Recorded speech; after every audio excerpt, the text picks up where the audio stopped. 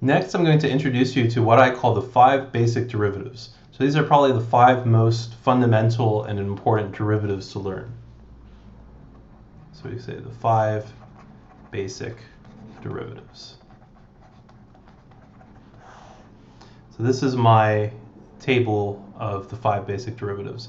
And we'll see why these relations are true as we progress along the rest of the chapter.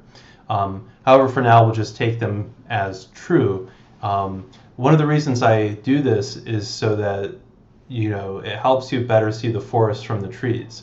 So instead of explaining why these are true and how to use them at the same time, I'm showing you how to use them up front so you can start developing the skills of, okay, if I have this function, this is the derivative. That's the rule. This is the output. So you can start practicing that as we take our time in explaining why these rules are true.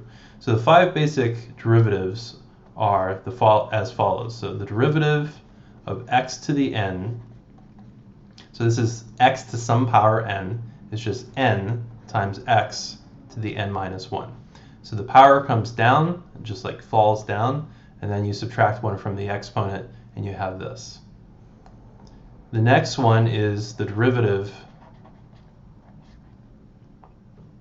of sine of x.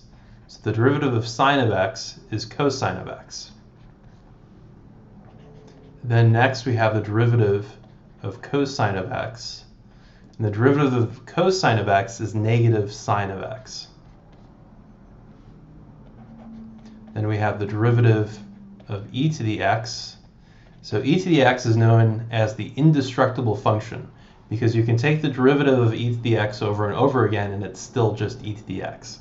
So the derivative of e to the x is just e to the x. And then finally, the derivative of ln of x is 1 over x, just like that. So these are the 5 basic derivative rules. So you should know these 5 rules like the back of your hand and how to use them. So let's see some examples. So these rules together with the linearity rules, already we can take the derivatives of a few functions. So for example, suppose we have y is equal to 8 cosine of x plus 7 e to the x. So recall, with the linearity rule, we take the derivative of each term separately and we can ignore the constants. So we know the derivative of cosine of x and we know the derivative of e to the x. We can figure out the derivative of 8 cosine x plus 7 e to the x. So dy dx, so the derivative of cosine is minus sine, so I'm going to put the minus sign out front. Instead of saying 8 times negative sine, I keep track of the negative in my head and move it out front. Because if you say 8 times negative sine, it could look like 8 minus sine of x, and that's just confusing. So then plus 7 times the derivative of e to the x, which is just e to the x. There you go. So the derivative of 8 cosine of x plus 7 e to the x is minus 8 sine of x plus 7 e to the x. Let's do another example. Suppose that y is equal to 3 sine of x plus 4 ln of x. Well, then the derivative is just going to be 3 times the derivative of sine, and the derivative of sine is cosine, and then plus 4 times the derivative of ln of x. The derivative of ln of x is 1 over x, so 4 times 1 over x is 4 over x. So if our function is 3 sine of x plus 4 ln of x, the derivative is 3 cosine of x plus 4 over x. Right? Derivative of ln is just 1 over x. Derivative of sine is cosine. So the first rule is really where we have all of the kind of variation in these main 5 rules. And so we could apply this to find the derivative of something like this. What's the derivative of the square root of x? So recall that the square root of x is just equal to x to the 1/2. So here, n, we'd have to identify n as 1/2. And what happens, the exponent comes down, and then we subtract 1. So 1/2 minus 1 is equal to negative 1/2. So basically, if y is equal to square root of x, that's the same as x to the 1/2. So the 1/2 falls down up front, so we have dy dx is equal to 1/2 x. 1/2 minus 1 is negative 1/2. Now, x to the minus 1/2 can also be simplified. Remember that x to the ab is the same as x to the a to the b.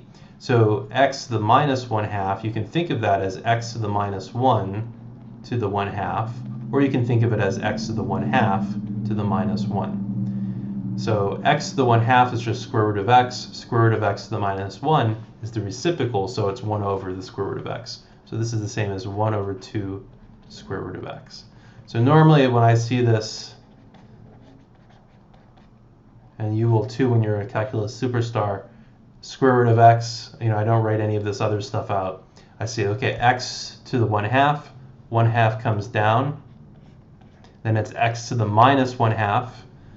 The 1/2 is the square root, the minus is the reciprocal, so I put the square root of x in the bottom down there. So the derivative of the square root of x is 1 over 2 root x, like that.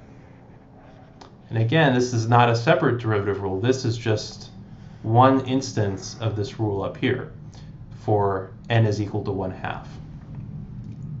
Let's do a few more of those. So let's say the derivative of x cubed is 3x squared, right? The 3 falls down out front, and then you subtract 1. The derivative of x to the 5th is 5x to the 4th. The 5 falls out front, and then you subtract 1 from the top, it's 5x to the 4th. The derivative of x to the 100 is 100x to the 99. Right? See how it works? The derivative of 1 over x, see if you can do this one in your head. So it's x to the minus 1, so we have minus x to the minus 2, which is minus 1 over x squared.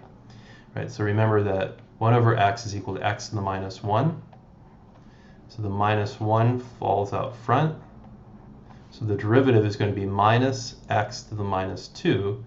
And then that minus in the exponent takes the reciprocal of x squared, so it's 1 over x squared, just like that. What about the derivative of 1 over the square root of x? Well, 1 over the square root of x, we have a square root, which is a 1/2, and it's in the denominator, so we have a minus sign. So it's x to the minus 1/2. Minus 1/2 comes out front, minus 1 over 2.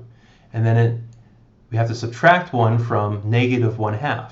Negative 1/2 minus 1 is negative 3/2, right? So it's basically the negative is going to put it in the denominator, so x to the 3/2. Now, the 1/2 here is, again, a square root. So this is the same as minus 1 over 2 square root of x cubed, if you will.